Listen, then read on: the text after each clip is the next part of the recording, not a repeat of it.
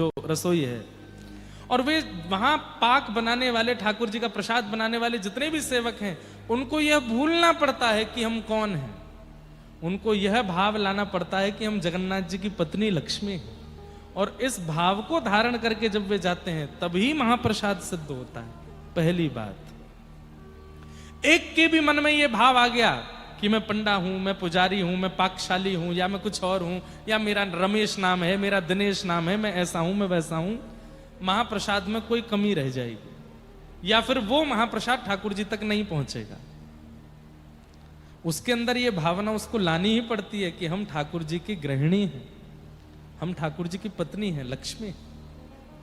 पहली क्रिया।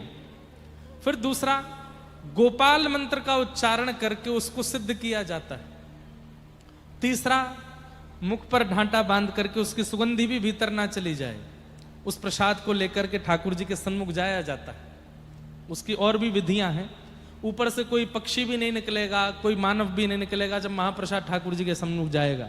अभी तक वो प्रसाद है, महा नहीं हुआ अभी।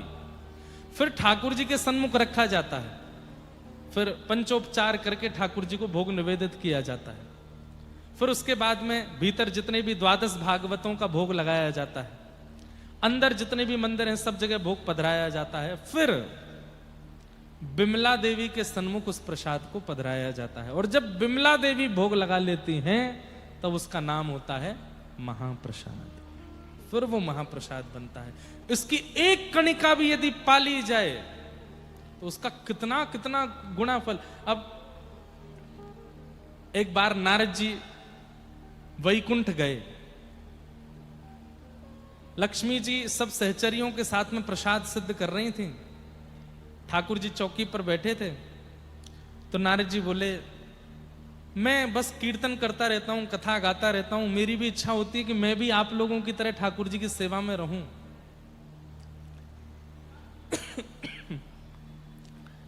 तो लक्ष्मी जी बोलती हैं कि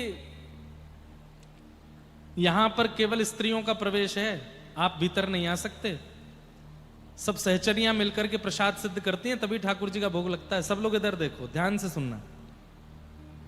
तो नारद जी बोले, थोड़ी कृपा कर दीजिए ना हमारे ऊपर भी।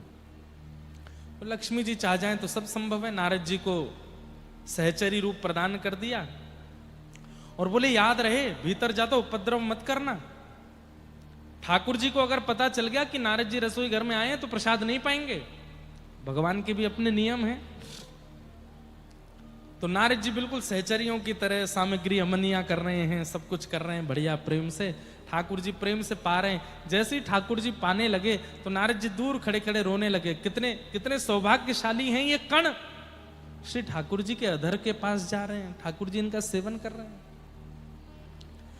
जैसे ही ठाकुर जी ने प्रसाद पूर्ण करके ठाकुर जी जैसे ही उठे तो लक्ष्मी जी आती हैं और उस पात्र को उठाती हैं और सब सहचरियों में वितरण करती हैं। तभी देखते हैं 33 कोटि देवताओं की लाइन लगी है, सब उस कणिका को पाना चाहते। अब ठाकुर जी तो पूरा पाते हैं, थोड़ा सा छोड़ते हैं।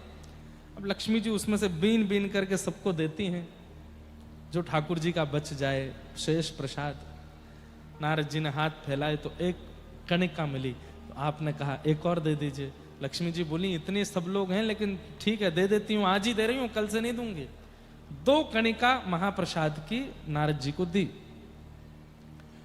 वैकुंठ से बाहर आकर के नारद जी ने जैसे एक कणिका पाई, आहा, नारद जी तो झूमने लगे, प्रेम पुलकित नेत्र हो गए, प्रेमाश्रु प्रकट हो गए।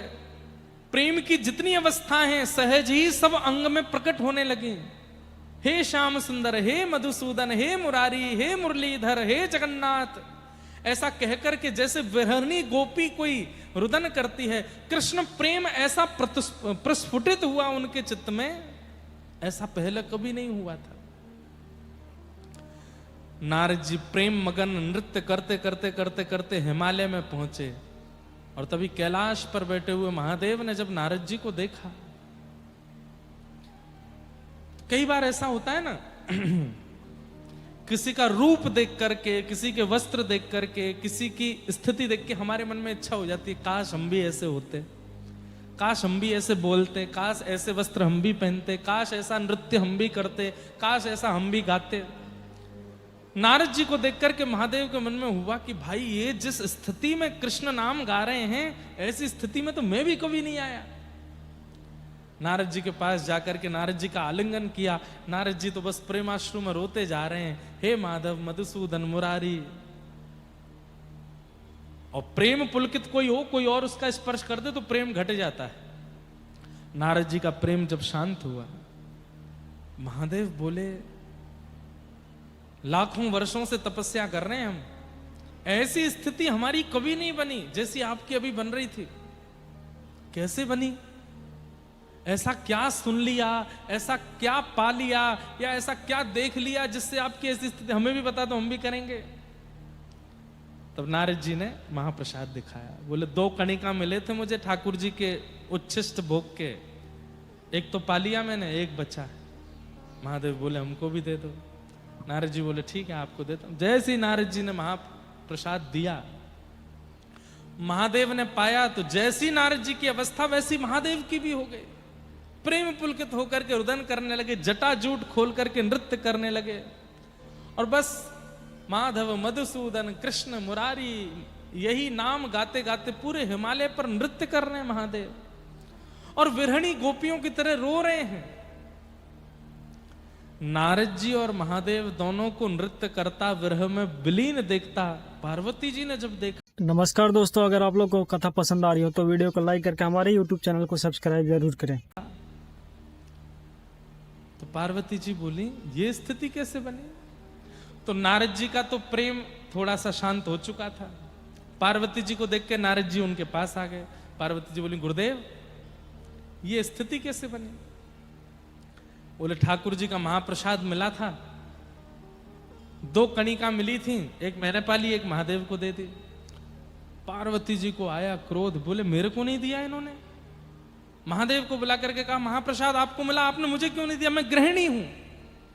बोले देवी एक ही था। बोले आधा कर देते, आधा आप पाते आधा मैं पाती। महादेव बोले ठाकुर जी का प्रसाद था, अब उसमें आधा करना बंटवारा करना ही हमको शोभा नहीं दिया, हम तो पूरा पा गए। पार्वती जी रुष्ट होकर के, गुस्सा होकर के हिमालय की ऊंची चोटी पर गई और वहां जाकर के तप में बैठ गई। 1000 वर्ष तप किया। 1000 वर्ष के तप के बाद जब ठाकुर जी प्रकट हुए शंख चक्र गदा पद्म धारण करके, पार्वती जी से कहा मां क्या बात है, क्यों तपस्या कर रही हैं, क्या चाहिए आपको? तो पार्वती जी क्या कहती हैं, मुझे महाप्रसाद दे दो। ठाकुर जी बोले 1000 वर्ष की तपस्या के बदले महाप्रसाद चाहिए आपको? कोई मेरा दर्शन मांगता है, कोई मेरा संग मांगता है, कोई वैकुंठ मांगता है, कोई मुक्ति मांगता है, कोई भक्ति मांगता है, कोई प्रेम मांगता है, कोई कुछ भी मांगे, तो महाप्रसाद कौन मांगता है? वो भी 1000 वर्ष की तपस्या के बाद। पार्वती जी बोली हमको बस महाप्रसाद ही चाहिए। बोले मां आपकी तपस्या के बदले यदि मैं एक बार महाप्रसाद दूंगा तो मुझे संतुष्टि नहीं होगी, इसलिए अभी तो मैं थोड़ा महाप्रसाद देता हूं अपना, लेकिन मैं वचन देता हूं कलिकाल में जब महाप्रभु जगन्नाथ के रूप में मैं नीलाचल धाम में विराजूंगा, तब आप विमला देवी के रूप में वहां विराजना, और मेरा नित्य प्रसाद आप पाएंगी। जब तक आपको प्रसाद नहीं पधराया जाएगा तब तक वो महाप्रसाद बनेगा ही नहीं, नित्य आपको प्रसाद मिलेगा। दूर खड़े नारद जी और शंकर जी बोले हम पे भी कर दो ने कृपा। बोले आपको भी इनके आगे हाथ पसारने पड़ेंगे तभी मिलेगा। तब से विमला देवी को नित्य महाप्रसाद का ठाकुर जी का भोग लगता है। ऐसे जगन्नाथपुरी के हमारे श्री जगन्नाथ प्रभु और उनका महाप्रसाद, आप सब तो यहाँ के निवासी हैं, सब जानते ही होंगे। हम तो बहुत ध्यान रखते हैं महाप्रसाद पाने में, ऊपर बैठ के नहीं पाना, नीचे बैठ के पाना है, किसी के साथ भी पा सकते हैं, एक कणिका भी छोड़नी नहीं है। और एक और नियम है, महाप्रसाद पाने के बाद हाथ नहीं धोने।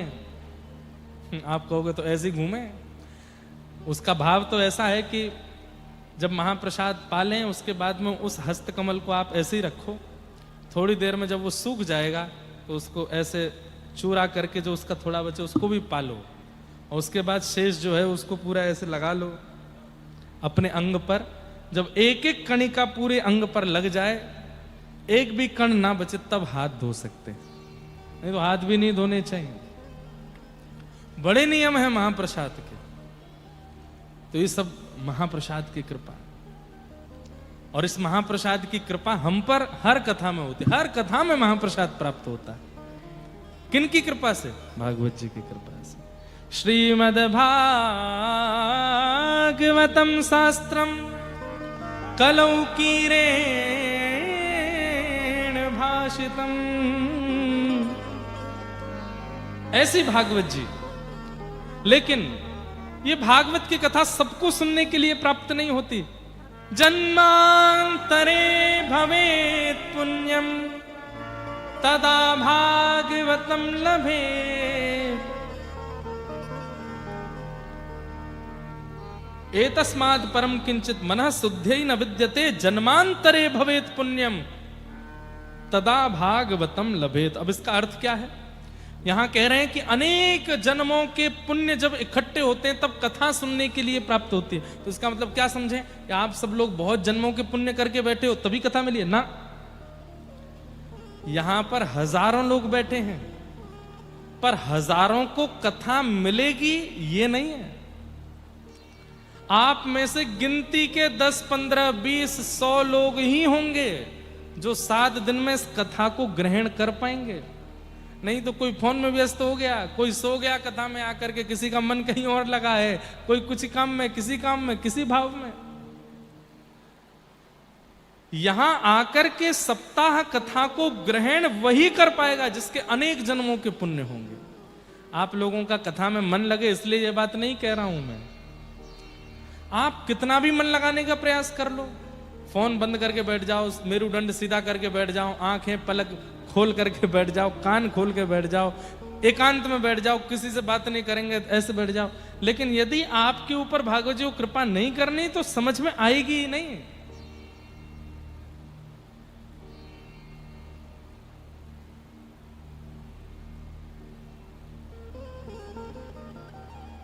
एक व्यास जी कहीं कथा करके आए राजा के यहां,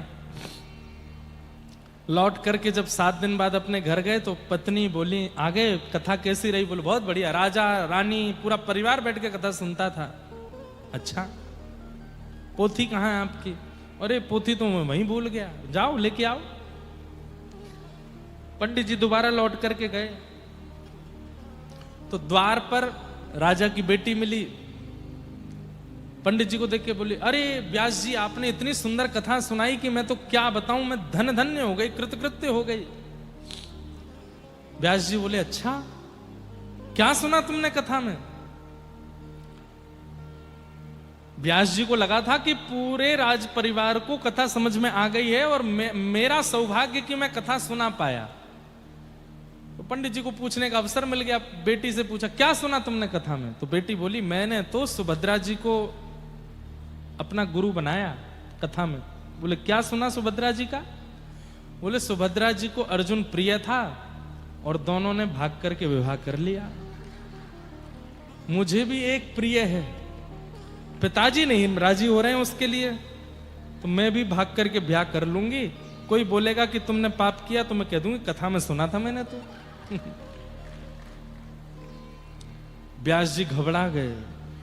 7 दिन 4-4 घंटे की रोज की कथा में तुमने केवल यही सुना और कुछ नहीं सुना? बेटी बोली, बस मेरे लायक जो बात थी वो मैंने सुन ली, आपको प्रणाम। व्यास जी बोले, मेरी पोथी कहां है, मैं जल्दी पोथी लेके जाऊं यहां से। भीतर गए तो राजा का बेटा मिला। बेटा ने रोक, व्यास जी वाह वाह वाह, आपके दर्शन हो गए, क्या अद्भुत कथा सुना करके गए, मेरे सारे संशयों का समाधान आपने कर दिया। व्यास जी बोले, भाई बेटी तो बहुत खतरनाक सुन के गई कथा, तुमने कुछ अच्छा सुना होगा। तुमने क्या सुना? बोले, मैंने तो आपकी कथा में कंस को अपना गुरु बनाया। व्यास जी बोले, कंस से सीखने वाला क्या था? बोले कि कंस पूर्ण योग्य था राज्य गद्दी पर बैठने के, लेकिन दुष्ट उग्रसेन पिता उसको बैठने ही नहीं दे रहा था, तो कंस ने अपने पिता को ही कारागृह में डाल करके जबरदस्ती बैठ गया।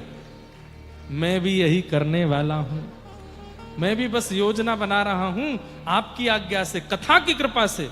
कोई मुझसे कहेगा तो कह दूंगा मैंने कथा में सुना था, और अपने पिता को एक दिन बंदी बना करके जेल में डालूंगा और इस राज सिंहासन पर स्वयं बैठ जाऊंगा। आप ही आना मेरा राज्याभिषेक करने के लिए, आपकी कृपा से तो हुआ है। व्यास जी बोले राजा को ये बात पता चले उससे पहले मैं पोथी लेके भागूं यहां से। और आगे गए तो राजा की पत्नी मिल गई, महारानी मिली तो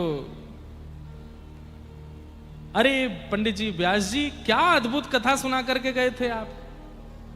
आपने क्या सुना? आपने कुछ अच्छा सुना?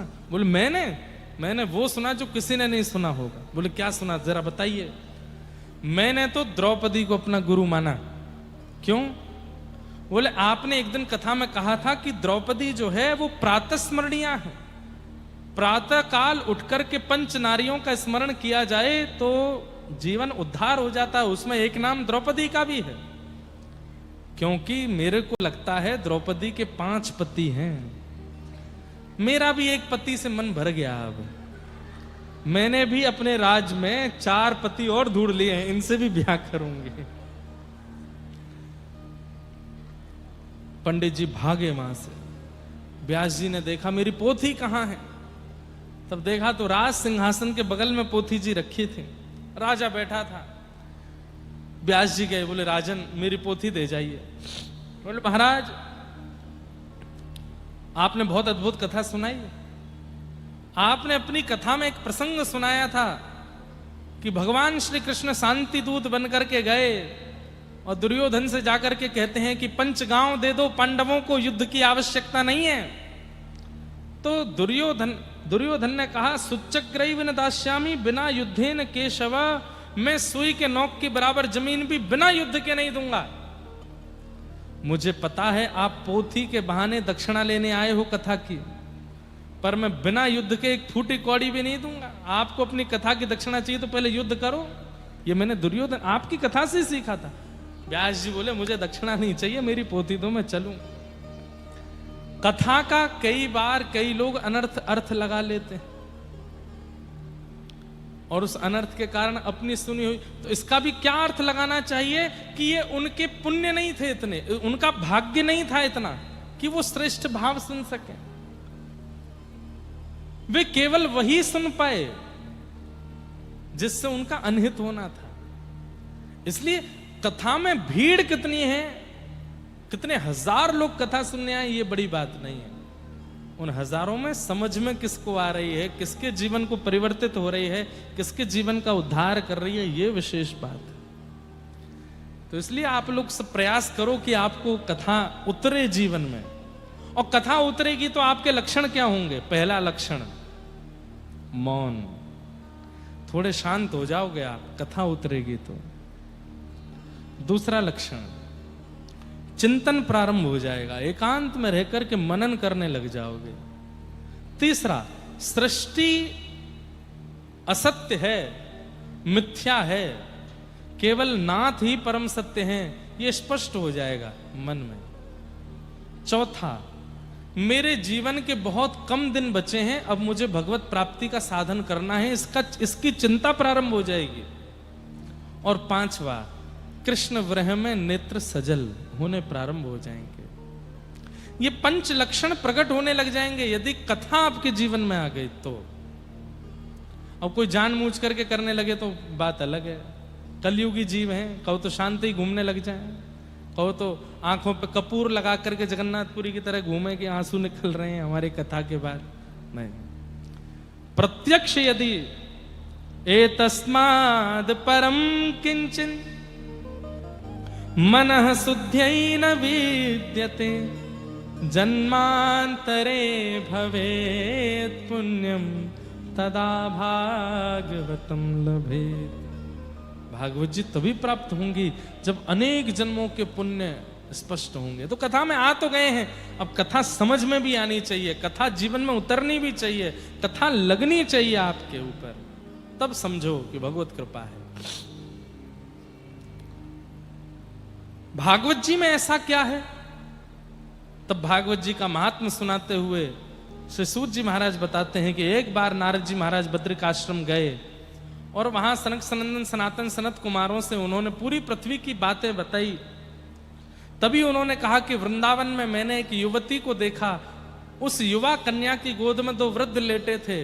वो युवती भक्ति महारानी थी और वे 2 वृद्ध बालक उसके पुत्र ज्ञान और वैराग्य। मां युवा है, बालक वृद्ध है। मां कौन है? भक्ति। और बालक कौन है? ज्ञान और वैराग्य। आज भी बंधुओं भक्ति युवा है पर ज्ञान वैराग्य शून्य है। जगन्नाथपुरी में लाखों लोगों की भीड़ जा रही है दर्शन करने के लिए, पर कई बार कई लोग ज्ञान शून्य और वैराग्य शून्य होते हैं। इस कारण से भक्ति प्रसन्न नहीं रहती, भक्ति की अप्रसन्नता बनी रहती है। अब नियम है कि जगन्नाथपुरी में एकादशी के दिन एकादशी करना अनिवार्य नहीं है, लेकिन एक बात बहुत ध्यान से सुनिएगा। श्री क्षेत्र जगन्नाथपुरी में एकादशी के दिन रोटी खाना मना है। श्रीपुरी जगन्नाथपुरी में एकादशी के दिन होटल में खाना मना है। यदि आप रोटी खाते हैं, होटल में खाते हैं या बाहर का कुछ बना हुआ पाते हैं तो आपको अपराध लगेगा। जगन्नाथपुरी श्री क्षेत्र में एकादशी के दिन केवल महाप्रसाद पा सकते हैं, क्योंकि वो प्रसाद है, उसमें अन्न नहीं है, उसको पाने की आज्ञा है। अब लोग बाग एकादशी के दिन भी वहां जाकर के पिज्जा बर्गर खामें, चाउमीन उड़ामें तो एकादशी का अपराध लगेगा। प्याज लहसुन खामें तो एकादशी का अपराध लगेगा। एकादशी के दिन केवल महाप्रसाद पा सकते हैं, महाप्रसाद पाने में दोष नहीं लगेगा। बाहर यदि आप कुछ पा रहे हो होटल में, रेस्टोरेंट में, तो दोष लगेगा एकादशी के दिन भी। अब ये ज्ञान होना चाहिए, लेकिन हम लोग केवल भाव में चले जाते हैं। एकादशी तो यहां उल्टी टंगी भैया, यहां तो एकादशी करनी नहीं, कुछ भी खाओ, थूक दबा के उड़ाओ। नहीं, महाप्रसाद पाओ। और कितना पाओ? बोले आकंठ पाओ, जितने में गला भर जाए उससे ज्यादा पाओ। एकादशी के दिन दुगना पाना चाहिए, पर महाप्रसाद। अब ये ज्ञान है। ऐसे सूक्ष्म ज्ञान, ऐसे सूक्ष्म वैराग्यवंत भाव हमारे जीवन में होने चाहिए, तभी भक्ति प्रसन्न रह सकती है। नहीं तो भक्ति होते हुए भी हम अप्रसन्न ही रहेंगे। अरे तिलक लगाने के बाद, कंठी पहनने के बाद, भगवान नाम गाने के बाद भी हम रो क्यों रहे हैं? संसार के विषाद में हम पीड़ित क्यों हो रहे हैं? क्योंकि हमारे चित्त में जो भक्ति है वो प्रसन्न नहीं है, अप्रसन्न है। और उसकी प्रसन्नता कैसे होगी? सूक्ष्म ज्ञान, सूक्ष्म वैराग्य हमारे चित्त में होना चाहिए।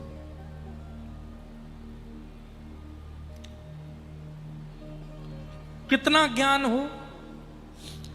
कम से कम इतना ज्ञान होना चाहिए कि मेरे जीवन का मैं क्या निर्णय लूं इस पर मुझे पूर्ण बोध हो, पूर्ण पता हो, क्या उचित है, क्या अनुचित है। कई बार अनुचित को जानते हुए भी हम उसको करते हैं, ये अज्ञान है। अनुचित जानते हुए भी उसको नहीं करना चाहिए। रावण जानता था कि सीता जी का हरण उचित नहीं है, लेकिन फिर भी कर रहा है। कई बार, और एक बात बोल दें, हम प्रत्येक मानव को सब पता होता है कि क्या उचित है, क्या अनुचित है, फिर भी जानबूझ के हम अनुचित कृत्य कर देते हैं। हम सबको पता है कि ये पाप है जो हम कर रहे हैं, लेकिन फिर भी हम करते हैं। महाभारत में प्रसंग आता है और स्वयं धृतराष्ट्र इस वाक्य को कहता है कि जानाम्य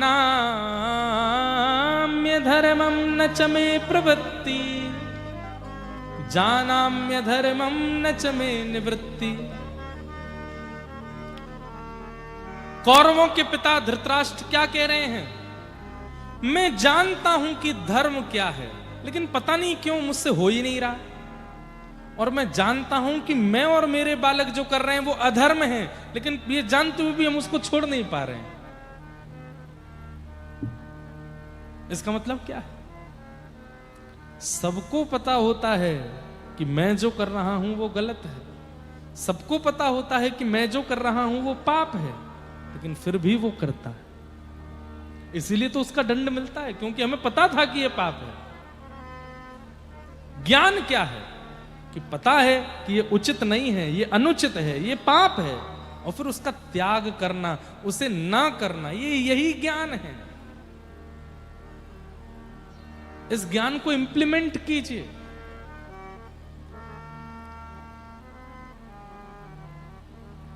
और वैराग्य क्या है? पत्नी छोड़ दिए, बच्चे छोड़ दिए, परिवार छोड़ दिए, सब कुछ छोड़ छाड़ करके पहुंच गए महाराज वृंदावन, रह रहे हैं वहीं पर। ये वैराग्य नहीं है। वैराग्य का मतलब सबके बीच रहते हुए भी किसी में राग ना होना, किसी में आसक्ति ना होना, ये वैराग्य है।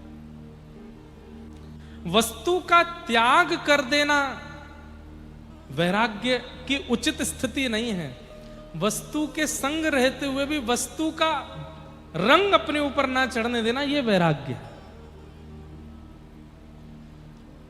सबके बीच में रह रहे हैं, फिर भी उसका प्रभाव अपने ऊपर नहीं होने दे रहे। जैसे भक्त प्रहलाद,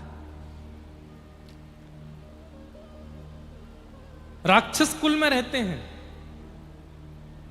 वहां खाने को मांस मदिरा ही सब मिलती है, करने को पाप ही मिलते हैं, किसी को भी मार सकते हैं, किसी के ऊपर भी अपना अधिकार जमा सकते हैं, किसी के ऊपर भी हक बना सकते हैं। जिस गांव, जिस नगर को प्रहलाद जी देख लें, वो उनका तुरंत हो सकता है। लेकिन इतनी योग्यताएं मिलने के बाद भी ये सब पाप है, ये जान करके उसका त्याग कर देते हैं और भगवत हरिपरायण बने रहते हैं। इसलिए तो ठाकुर जी प्रकट हुए।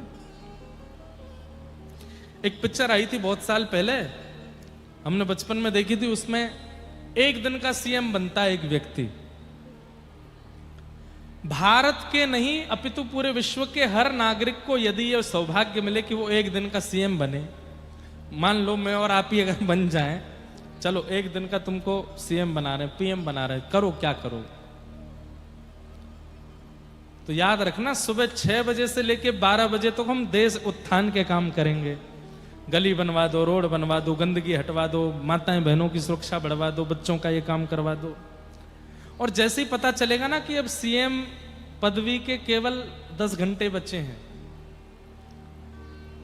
सीएम वाला विमान मंगवा दो, एक बार गोवा दिखवा दो, ये वाला भोजन करवा दो, उस वाले होटल में घुमा लाओ। जब पता चल जाए ना कि हम पर इतनी पावर आ गई है, तो हम भी कहीं ना कहीं भोगने के प्रति इच्छा रख लेंगे। ये वैराग्य नहीं है। वैराग्य का मतलब तो समस्त योग्यताएं प्राप्त होने के बाद भी उन योग्यताओं का दुष्कर्म ना करना, दुष्परिणाम में उसका प्रयोग ना करना, यह वैराग्य है।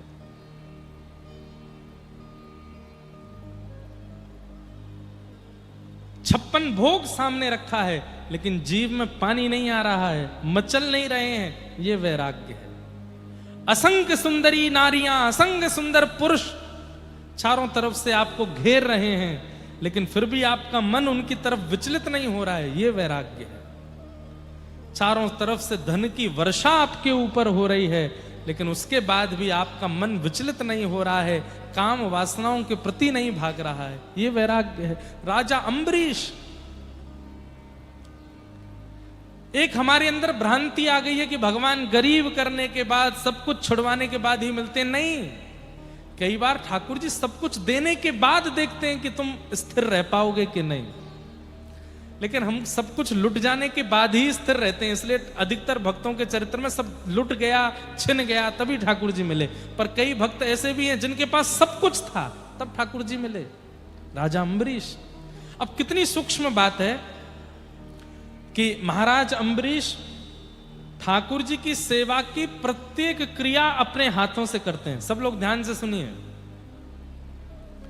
पोशाक स्वयं बनाते हैं, माला स्वयं बुनते हैं। महाराज अम्बरीश एक छत्र सम्राट हैं पृथ्वी के, वो जहां दृष्टि घुमा देते हैं, कई बार सूर्य को भी उसी दिशा में जाना पड़ता है। ऐसे महाराज अम्बरीश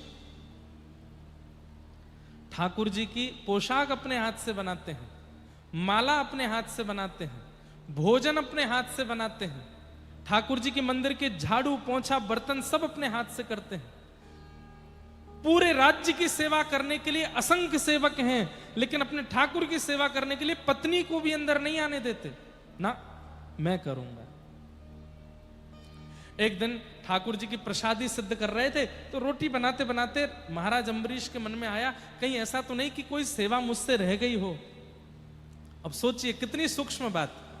रोटी बनाते बनाते महाराज अम्बरीश के मन में आया, ये आटा कहां पिसता है? आटा होता मेरे ही खेत में, मैं ही करता हूं, लेकिन ये पिसने के लिए कहीं बाहर जाता है। अरे ये सेवा तो कोई और कर रहा है, मेरे ठाकुर की इस सेवा को कोई और कैसे कर सकता है? तो आटा पीसने की चक्की मंगाई। राजवंश के लोग पागल कह देते थे कई बार, तो बोले कि महाराज हमारे कैसे, बताओ चक्की मंगवा रहे हैं, चक्की से आटा पीसेंगे? अरे महाराज ये सब काम तो हम करेंगे। नहीं नहीं, चक्की मंगवाओ। चक्की मंगवा करके लगाई, और 24 घंटे में मुश्किल से 1.5-2 घंटा ही था जिसमें सोना, खाना, पीना, स्नान करना, ये सब बाकी के समय ठाकुर जी की सेवा में ही रहते थे। और आधा घंटा कम हो गया। क्यों? अब आटा गेहूं डालते हैं, चक्की पीसते हैं। ये सेवा भी मैं करूंगा। चक्की पीस रहे थे महाराज अम्बरीश, भगवान शंख चक्र गदा पद्म लेकर के प्रकट हो गए सन्मुख। बोले वाह महाराज अम्बरीश, ये इतनी सूक्ष्म सेवा, इसको तो कोई भी कर सकता है, इसको आप क्यों कर रहे हो? बोले मेरा अधिकार है। आपकी एक सेवा का भी अधिकार मैं किसी और को क्यों दूं? आप मेरे लिए हो तो मैं सब सेवा करूंगा, मेरा सौभाग्य। ऐसे महाराज अम्बरीश। कौन कह सकता है कि वो एक छत्र सम्राट पूरी पृथ्वी के हैं? सम्राट होते हुए भी सब त्याग रखा है। जय जी। श्री जगन्नाथ महाप्रभु की। इसे कहते हैं वैराग्य। सारी योग्यताएं मिल जाने के बाद भी किसी योग्यता के प्रति राग ना हो। और जरूरी नहीं समस्त योग्यताएं मिले तो ही हम उसके प्रति राग ना करें। अरे जो मिला है उसके प्रति भी कभी अभिमान नहीं। पूज्य गुरुदेव भगवान पूज्य पिताजी अपनी कथा में गाते हैं, जो मिला है वह हमेशा पास रह सकता नहीं, कब बिछुड़ जाए ये कोई राज कह सकता नहीं। जिंदगानी का खिला मधुबन किसी का है दिया, मैं नहीं मेरा नहीं यह तन किसी का है दिया, मैं नहीं मेरा नहीं यह तन किसी का। इस पर राग क्यों? वैराग्यवंत होकर के रहिए। कितनी भी मान मिल जाए, कितनी भी प्रतिष्ठा मिल जाए, कितना भी यश मिल जाए, कितना भी धन मिल जाए, कितनी भी संपत्ति, कितना भी योग्यताएं प्राप्त हो जाएं, पर उन योग्यताओं का कभी अभिमान मत करना। जिस वेश में, जिस देश में, परवेश में रहो, राधा रमण राधा रमण राधा रमण कहो। जिस रंग में, जिस ढंग में, जिस संग में रहो, राधा रमण राधा रमण राधा रमण कहो। जिस हाल में, जिस चाल में, जिस काल में रहो, राधा रमण राधा रमण राधा रमण। और जिस योग में, जिस भोग में, संयोग में रहो, राधा रमण राधा वैराग्य की असली परिभाषा क्या, कि हर परिस्थिति में आप नाथ का स्मरण नहीं छोड़ते तो आप ही वैरागी हो। लेकिन घर छोड़ दिया, परिवार छोड़ दिया, पत्नी छोड़ दी, बच्चे छोड़ दिए और सब त्याग करके बने महात्मा और जाके ठाकुर जी को ही भूल गए, तो क्या बात का वैराग्य। सबके बीच रहते हुए भी ठाकुर जी की स्मृति चित्त से ना जावे, वो वैराग्य है। और ये भक्ति के दो पुत्र हैं, ज्ञान और वैराग्य। इनको जीवन में लाओ। आप डॉक्टर हो, इंजीनियर हो, कुछ भी हो, भगवत स्मृति कभी त्याग मत करो, सदा उनके स्मरण में रहो। भक्ति के पुत्र ज्ञान वैराग्य वृद्ध हो गए थे। इनकी युवावस्था के लिए नारद जी महाराज ने सनत कुमारों से आज्ञा ली। सनत कुमारों ने कहा एक ही उपाय है। बोले क्या? ज्ञान यज्ञ करो। बोले ज्ञान यज्ञ क्या है? भागवत की कथा। भागवत की कथा सुनने से ज्ञान और वैराग्य दोनों पुष्ट होते हैं। तब भागवत की कथा हुई, ज्ञान वैराग्य भक्ति महारानी के साथ पुष्ट हुए। इस प्रकार भागवत जी का प्रथम महात्म्य सुनाया गया। द्वितीय महात्म्य में गोकर्ण की कथा, जिसे गोकर्ण गीता भी कहते हैं। एक आत्मदेव नाम के ब्राह्मण थे, उनके कोई संतान नहीं थी। बंधुओं एक बात बोलें, ठाकुर जी जो देते हैं उसमें प्रसन्न रहना चाहिए। जो मिला है वो पर्याप्त है। उससे अधिक की कामना यदि आप कर रहे हो तो ये समझ लीजिए कि ठाकुर जी आपको कष्ट कम देना चाहते हैं, आप और कष्ट चाहते हो कि आवे, इसलिए उससे ज्यादा याचना कर रहे हो। कईयों के पुत्र नहीं है, ठीक है, ठाकुर जी ने कृपा करके कहा है कि कोई बात नहीं। अब जगन्नाथपुरी की भी तो यही लीला है। इंद्रद्युम्न और गुंडीचा राजा रानी है। दोनों की सेवा से ठाकुर जी प्रसन्न होकर के महाप्रभु जगन्नाथ कहते हैं वरदान मांगो। पति पत्नी सामने बैठे हैं और महाप्रभु जगन्नाथ कहते हैं वरदान मांगो। तब गुंडीचा महारानी मन में स्मरण करते हुए कहती हैं हमारे संतान नहीं है, एक पुत्र हो जाए। और उसी समय इंद्रद्युम्न राजा अपने मन में सोच रहे हैं कि कहीं ऐसा ना हो कि मेरे वंश में आगे चल करके मान करके अभिमान करके कोई महाप्रभु जी की सेवा में विक्षेप करे, इसलिए मुझे संतान की कामना नहीं है। हे नाथ, मेरा वंश आगे ना बढ़े। महाप्रभु जी जोर से हंसने लगे। तो गुंडीचा महारानी बोली जय जय, हंस क्यों रहे हो? इंद्रद्युम्न राजा बोले प्रभु आप हंस क्यों रहे हैं? बोले क्योंकि आप दोनों ने अपने मन में विपरीत कामनाएं की हैं, ऐसी कामना की है जो मैं पूरी नहीं कर सकता। बोले कैसे? इंद्रद्युम्न राजा आपने क्या सोचा? बोले मैंने तो कहा कि मेरा वंश आगे ना बढ़े, क्योंकि मैं नहीं चाहता कि राजवंश में आगे चल के कोई बहुत अभिमानी हो जाए और आपकी सेवा ना करे। और महारानी गुंडीचा आपने क्या सोचा? बोले मैंने मांगा कि एक बालक हो जाए। तो इंद्रद्युम्न राजा देखने लगे, हे रानी तुम ठाकुर जी से संसार की वस्तु कैसे मांग सकती हो? बोले अब तो मांग लिया, आप क्या करें?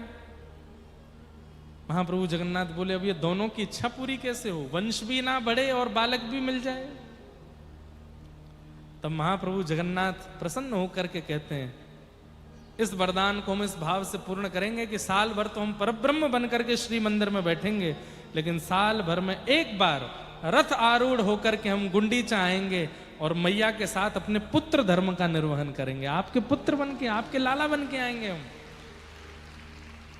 मैया अब मैं ही आपका लाला हूं और आपसे मिलने के लिए मैं गुंडीचा आया करूंगा रथ में बैठ के। ठाकुर जी कुछ दें तो पर्याप्त है, कुछ ना दें तो बहुत ज्यादा पर्याप्त है। संतुष्टि मानिए। ये तो वही बाहर हो गया कि आपके सिर पर मैंने एक परात रख दी, उस परात में मैंने 1 ईंट रखी, 2 ईंट और रख दी, 4 ईंट और रख दी, 5 ईंट और रख दी, 10-15 ईंट रख दी। अब आप इतने भारी हो गए, अब उसके बाद आप याचना कर रहे हो कि महाराज जी 10-15 ईंट और रख दो। आपको क्या कहा जाएगा? मूर्ख है। इतनी ईंट रखी है, इतना भार सिर पर, उसके बाद 10-5 ईंट और मांग रहा है। अरे जितने ठाकुर जी ने भार दिया उसी को ही ढो लीजिए, उससे ज्यादा की कामना मत कीजिए। पुत्र नहीं मिला तो भी भगवत कृपा, पुत्री नहीं मिली तो भी भगवत कृपा, संतान नहीं मिली तो भी भगवत कृपा, ब्याह नहीं हुआ तो भी भगवत कृपा। प्रयास तो खूब किया, लेकिन कोई राजी नहीं हुआ तो भी भगवत कृपा। धन मिल गया तो भी भगवत कृपा, नहीं मिला तो भी भगवत कृपा, घर बन गया तो भी भगवत कृपा, नहीं बना तो और ज्यादा कृपा।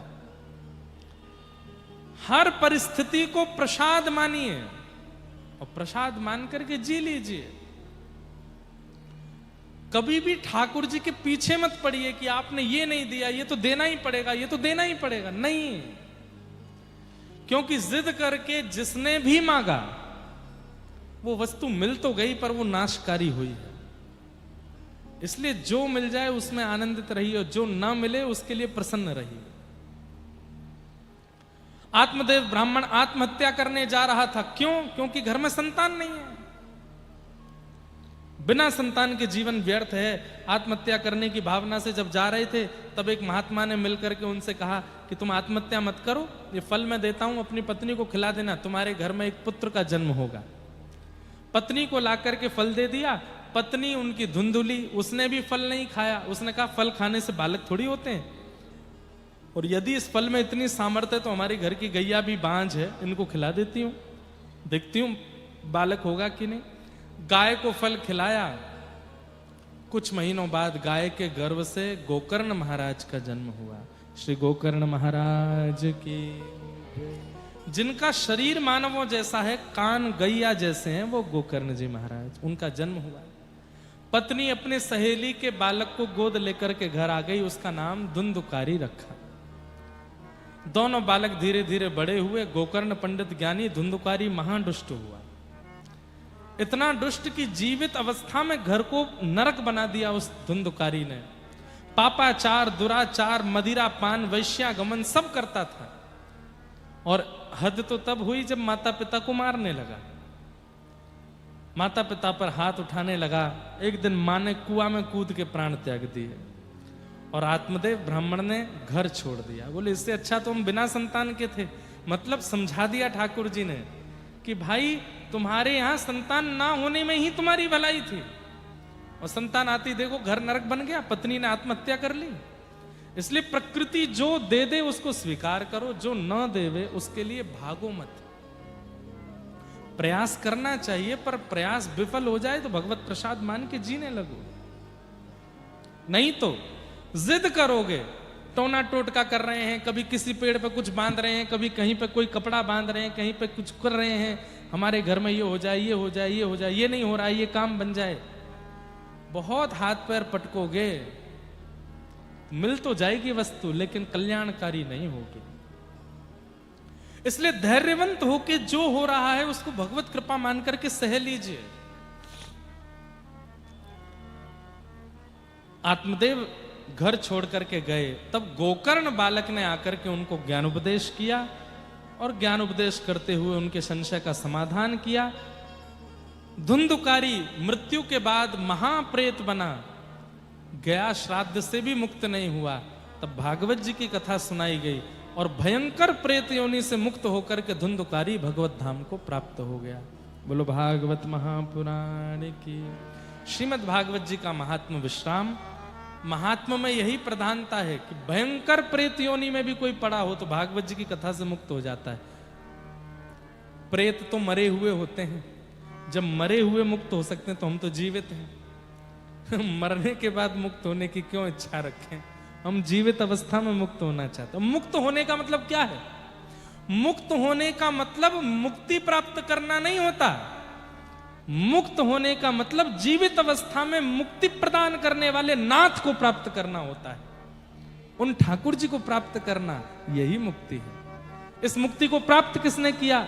नरसिंह मेहता ने प्राप्त किया, सूरदास ने प्राप्त किया, मीराबाई ने प्राप्त किया, साल बेग ने प्राप्त किया, जगन्नाथपुरी के माधव दास जी ने प्राप्त किया, बलराम दास जी ने प्राप्त किया, बंधु महंती ने प्राप्त किया, रघुनाथ दास जी ने प्राप्त किया, श्रीमन चैतन्य महाप्रभु ने प्राप्त किया।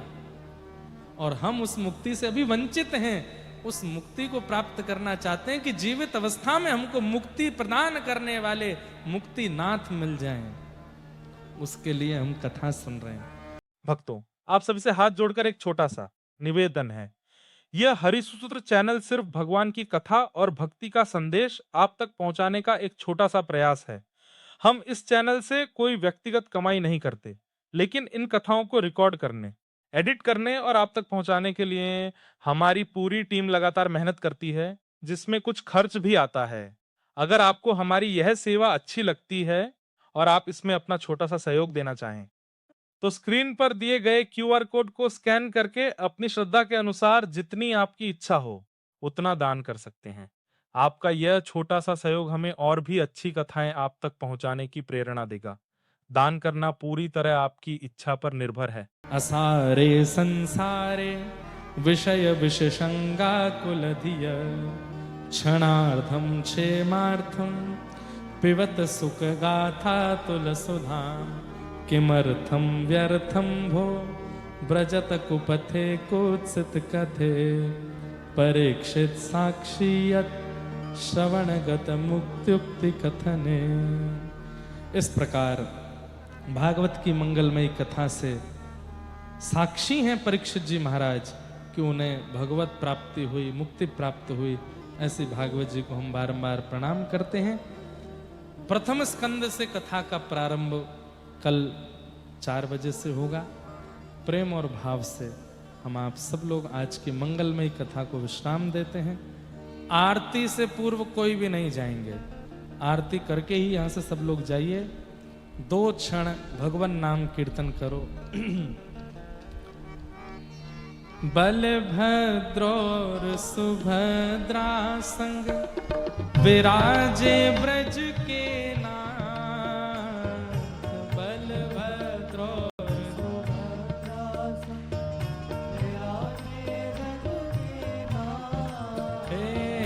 बलभद्र सुभद्रा संग विराजे ब्रज के नाथ। बलभद्र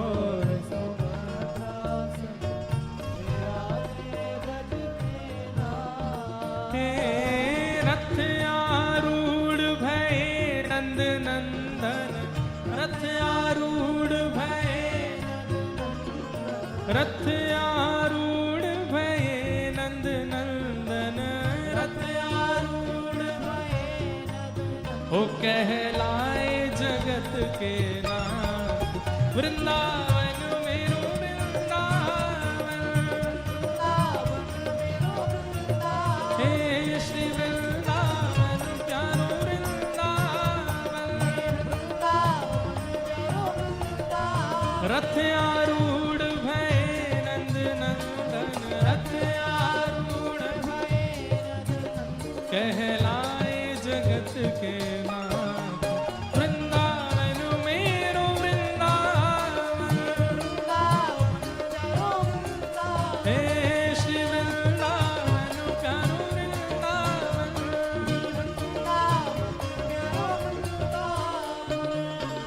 हे बिहरत निस दिन कुंज गलन में, व्रज जन मन सुख धाम। बिहरत निस दिन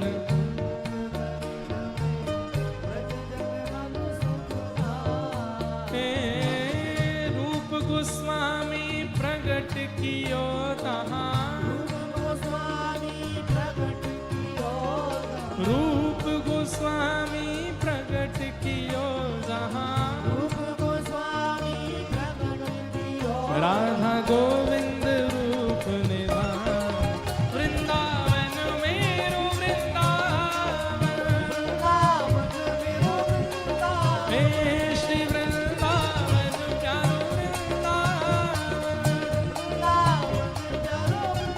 हे नाथ नाथ नाथ मेरे नाथ जगन्नाथ।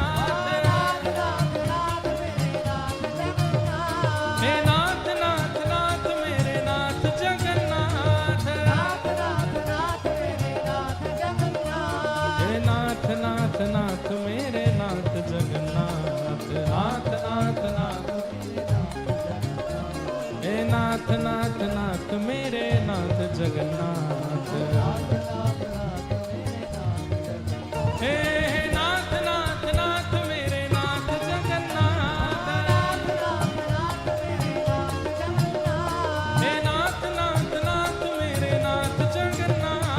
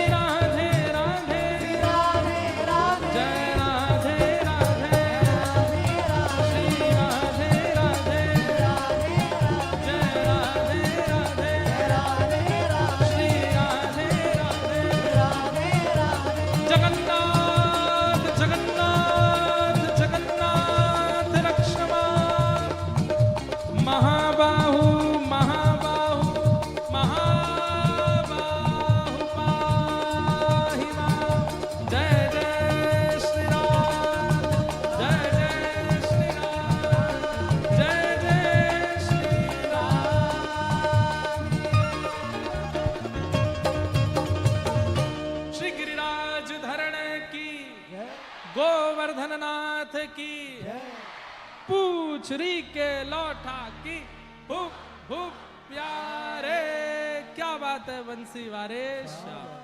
नमस्कार दोस्तों, अगर आप लोग को कथा पसंद आ रही हो तो वीडियो को लाइक करके हमारे यूट्यूब चैनल को सब्सक्राइब जरूर करें।